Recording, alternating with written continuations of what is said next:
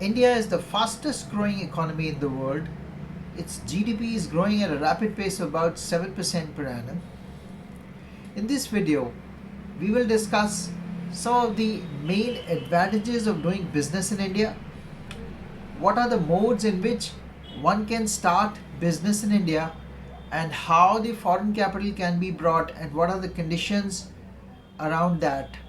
We will study all these aspects. So please watch this video till end. It's very important video.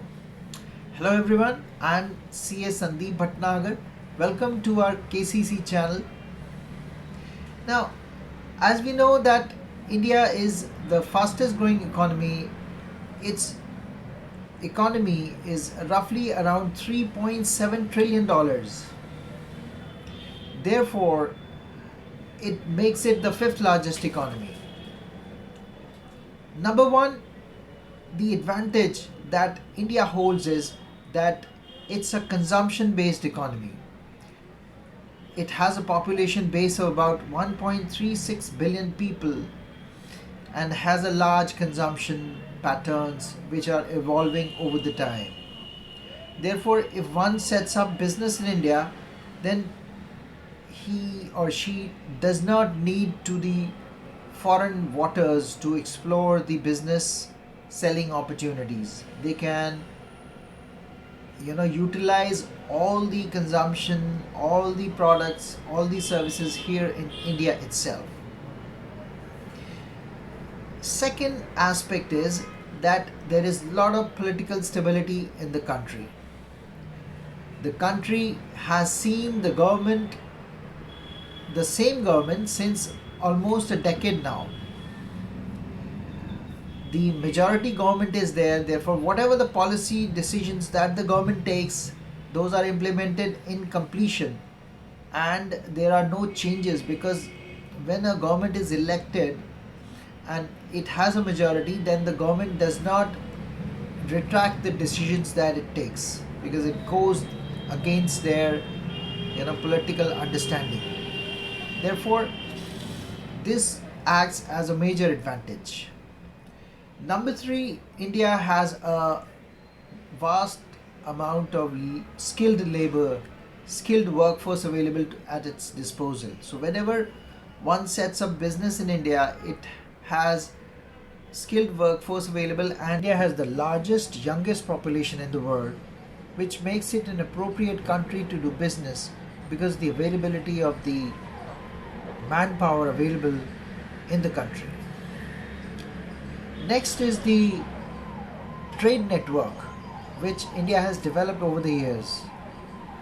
It has agreements with almost 52 countries of foreign trade network, which makes it an efficient way to do business here in India. Next, the rate of tax is very competitive here in India. As you see in this chart, the corporate rates across all the countries are quite high. However, India has a rate of tax which is quite competitive, around 27%.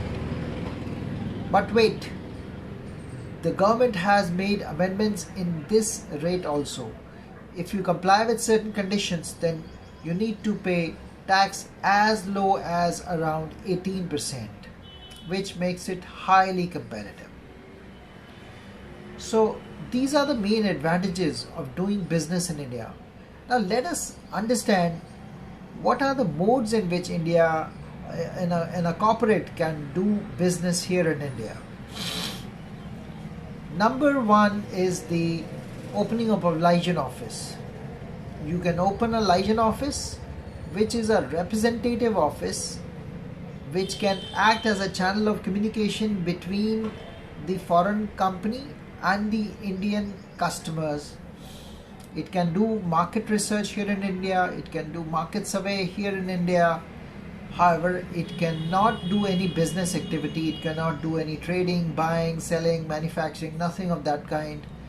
And it has to meet all the expenses from the funds remitted from the foreign country, that is the corporate parent company incorporated outside India. So This is one way in which you can set up business in India, because normally what happens is that when a company thinks of setting up business here in this country, they start with the opening of a liaison office so as to get the feel of the business environment in the country. One more point regarding liaison office: one has to take approval from the central bank, that is the Reserve Bank of India, in order to obtain license to open a liaison office.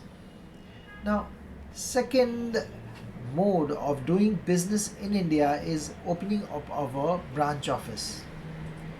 So a branch office is kind of an extension of the foreign company, and it can undertake all kinds of activities, be it manufacturing, be it trading, be it providing services. It can undertake almost every kind of activity which a foreign company can do in its home country. So when you open a branch office, you have to again take permission from the Reserve Bank of India. But one minus point I would say regarding a branch office is that the rate of tax is quite steep. It is as high as 40%, which is the same rate as applicable to the foreign company. Therefore, this makes it a no starter for a branch office. Next is, you can also open a project office. So a project office is open generally for a certain time frame, because when you have to undertake any kind of a project which is time bound, supposing you have to execute one installation of some plant or machinery in India, and the installation of the plant and machinery, supposing for mining or oil exploration, it takes about maybe 2 years. So you open a project office for a period of 2 years.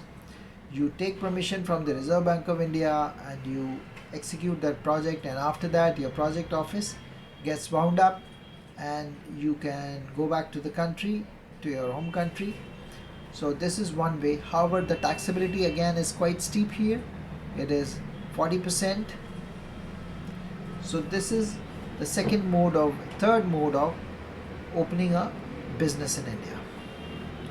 Next mode is the most popular mode, that is opening up of a wholly owned subsidiary.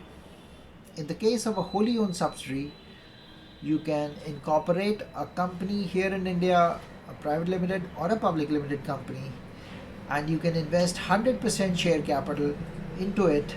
However, you have to take one resident director, and you can start operations here in India.